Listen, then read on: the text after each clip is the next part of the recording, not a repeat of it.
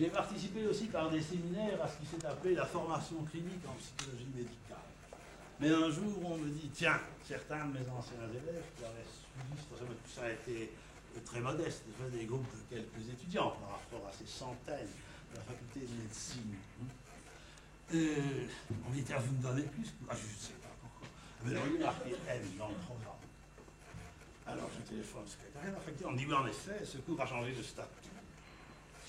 Et donc il doit être déclaré vacant. Mais je vous envoie tout ce qui sort bien parce qu'on va vous conduire, etc. Puis moi j'oublie tout ça, j'ai assez à faire. J'oublie tout ça, et puis les mêmes anciens étudiants me disent, alors maintenant c'est définitif. Je dis, ben au fond, vous me rappelez, je ne savais pas. On ne m'avait pas reconduit, on ne m'avait pas prévu. Bref, le pignon sur rue a été 2 fois un petit portique au fond d'une arrière-cour, et 2 fois il s'est effondré au bout de quelques années. Alors ça, c'est quelque chose que je regrette, c'est de ne pas avoir pu relever le défi de l'enseignement en médecine. Ça n'aurait rien apporté à ma carrière, puisque je suis enseignement ailleurs aussi, tant que je veux.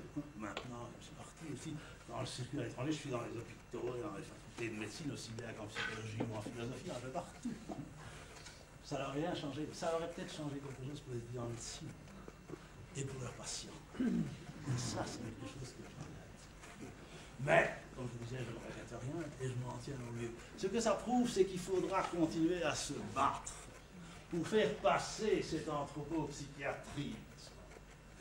Cette anthropopsychiatrie qui, au fond, aurait pu tout de même, dans cette faculté, qui se trouve au moins urbanistiquement entre Hippocrate et Mounier, bénéficier, n'est-ce pas, de points de vue sur la psychiatrie qui retourne d'une certaine manière à Hippocrate par la médecine moderne de Ziegenhamm, n'est-ce pas, et qui, dans le prolongement d'Emmanuel Mounier, du cercle esprit dont vous faisiez partie, je pense, mais où vous avez été introduit par Walter Rimel, mais qui donne une doctrine de la personne, comme Mounier avait écrit un traité du caractère, n'est-ce pas? Eh bien, c'est ce que j'essaye maintenant d'apporter. Mais il faut se battre. Il faut se battre dans l'esprit de la rencontre, de la médiation et du dialogue. Seulement, il y a certains dialogues qui sont faussés, parce qu'ils restent unilatéraux, parce que dans la façon dont vous voyez les choses, il y a une place pour la façon dont les autres la voient, alors qu'à l'inverse n'est pas vrai. Il faut s'y faire et il faut continuer cela. Parfois, les dialogues sont impossibles, mais il faut, selon un précepte célèbre aussi, il faut désirer l'impossible. Alors l'impossible est toujours à refaire, mais ça ne sera plus pour ce soir. J'ai fait une fois de plus, n'est-ce pas, ce que mon ami Francis Ponge, le poète, appelait, lui qui était grand écrivain, une tentative orale. Moi, je n'ai fait que des tentatives orales, toujours répétées, et j'essaye donc de dire quelque chose. En général, quand on va aux États-Unis, on vous demande, dès que vous entrez dans la salle, « Where are your slides ?» Et moi, je réponds, « I don't have any, I'll try to say something. » Alors cette fois-ci, j'ai fait mentir ce proverbe. Il fallait tout de même en venir là, mais j'espère avoir tout de même dit quelque chose, et pour terminer à la manière de nos voisins du Nord, n'est-ce pas, les Capricornes, j'ai dit. Je vous remercie.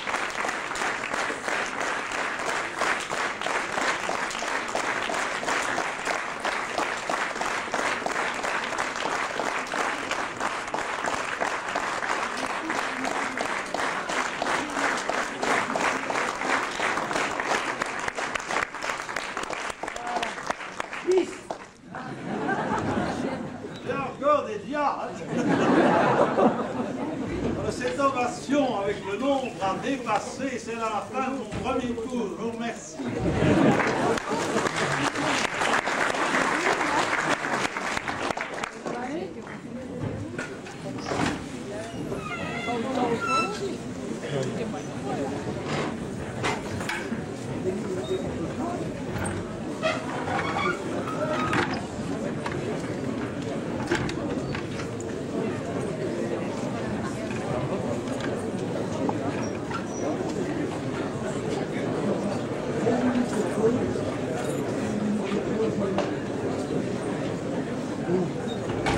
Gone.